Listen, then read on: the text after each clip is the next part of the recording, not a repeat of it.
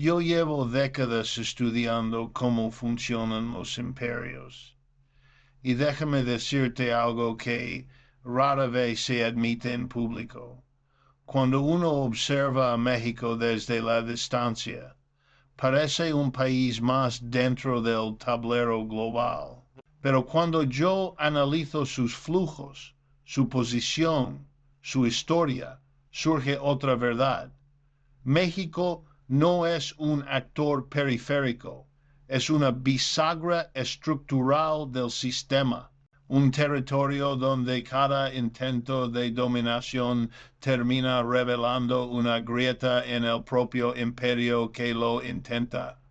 ¿Te has preguntado por qué tantas potencias lo cortejan, pero ninguna se atreve a tocarlo con violencia? Porque el juego estuvo amañado desde el principio. Quien ataque a México no solo enfrenta resistencia, enfrenta el colapso de su propia maquinaria económica. Ese es el punto ciego que casi nadie menciona y es exactamente donde empieza esta historia. Cuando reviso los archivos, las cifras, las rutas comerciales que he seguido durante años, veo un patrón que pocos reconocen. A finales del siglo XX y principios del XXI, mientras Washington presumía autosuficiencia y Pekín expandía silenciosamente su influencia, México se convirtió en un órgano vital del metabolismo global. No fue anunciado, no fue celebrado, simplemente ocurrió. Cada día, autopartes, alimentos, componentes electrónicos, maquinaria y microtecnología cruzan la frontera norte como si ambos países compartieran un solo cuerpo industrial. Yo he visto ese flujo en tiempo real, más de $1 millón por minuto. Eso no es comercio, es respiración sistémica.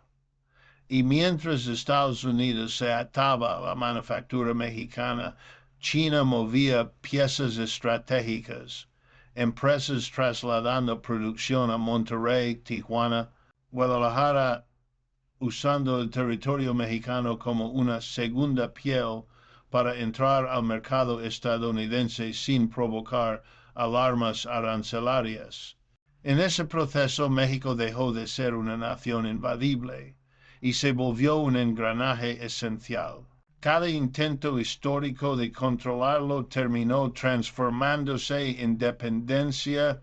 Esa es la ironía que nadie explica en los discursos oficiales.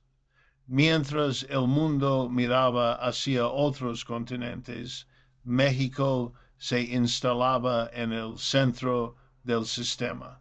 Detrás de toda esta narrativa de interdependencia existe un ángulo que muy pocos se atreven a mirar. Yo lo he observado durante años en archivos, fábricas y reuniones donde la retórica siempre suena más noble que la realidad. México no fue integrado al sistema por respeto, sino por conveniencia. Las corporaciones estadounidenses trasladaron producción buscando abaratar costos y en ese gesto construyeron una dependencia que jamás previeron. ¿Quién ganó? Las élites que redujeron salarios y ampliaron márgenes. ¿Quién cargó con el peso? Trabajadores de ambos lados de la frontera atrapados en un circuito que exige eficiencia sin ofrecer estabilidad.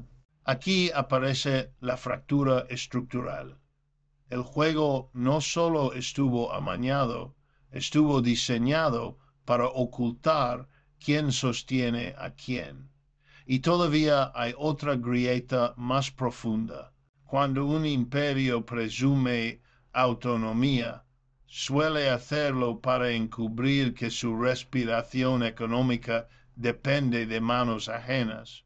Ese es el reverso silencioso de esta relación, una simbiosis presentada como cooperación, pero construida sobre asimetrías que revelan en cuanto se tocan la vulnerabilidad real del sistema.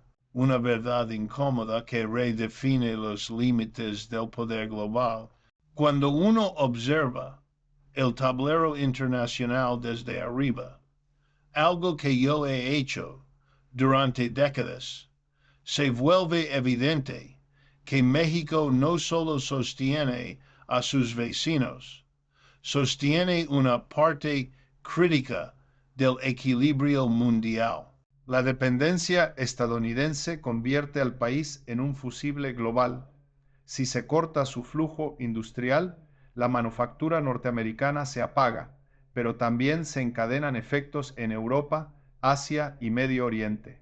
China, al usar a México como puente hacia su mayor consumidor, integra al país en la competencia tecnológica más feroz del siglo XXI.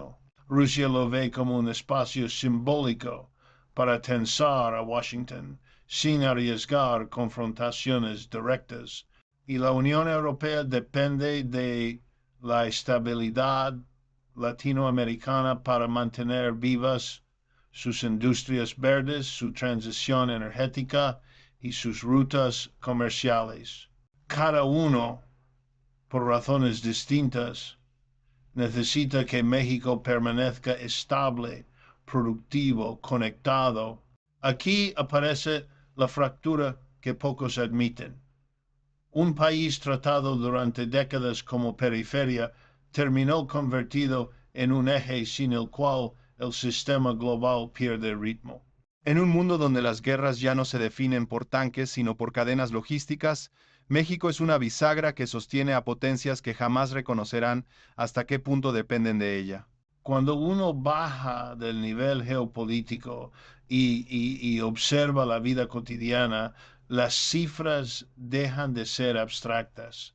Yo he hablado con trabajadores en Ciudad Juárez, con agricultores en Sinaloa, con operarios en Monterrey.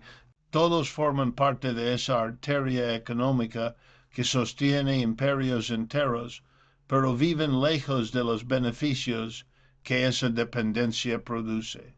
Mientras Estados Unidos respira gracias a la manufactura mexicana y China se abre paso hacia su mayor mercado, el ciudadano común enfrenta salarios presionados, inflación importada, servicios públicos frágiles y un futuro marcado por incertidumbres globales que él no decidió.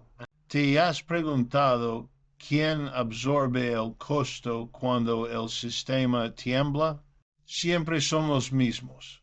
Familias que ven subir el precio de los alimentos, jóvenes que migran porque las oportunidades no alcanzan, comunidades que cargan con la volatilidad de mercados que jamás verán.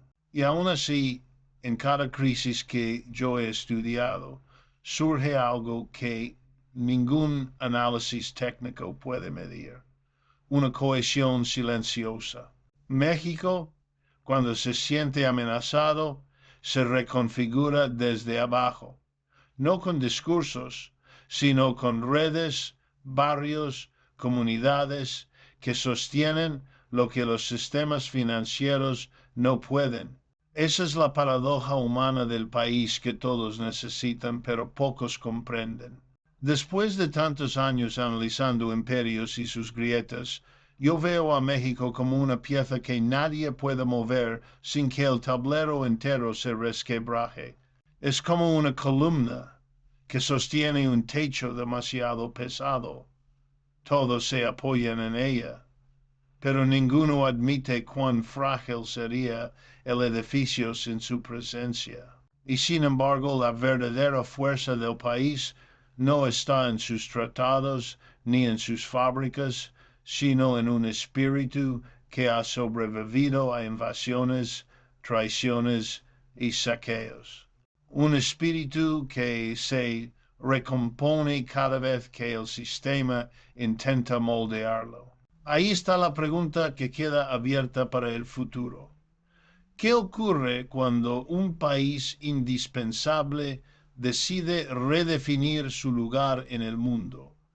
¿Qué se quiebra? ¿Qué renace? ¿Qué se revela en la costura del orden global? México no es un territorio, es una resistencia viva y esa resistencia seguirá marcando el siglo XXI.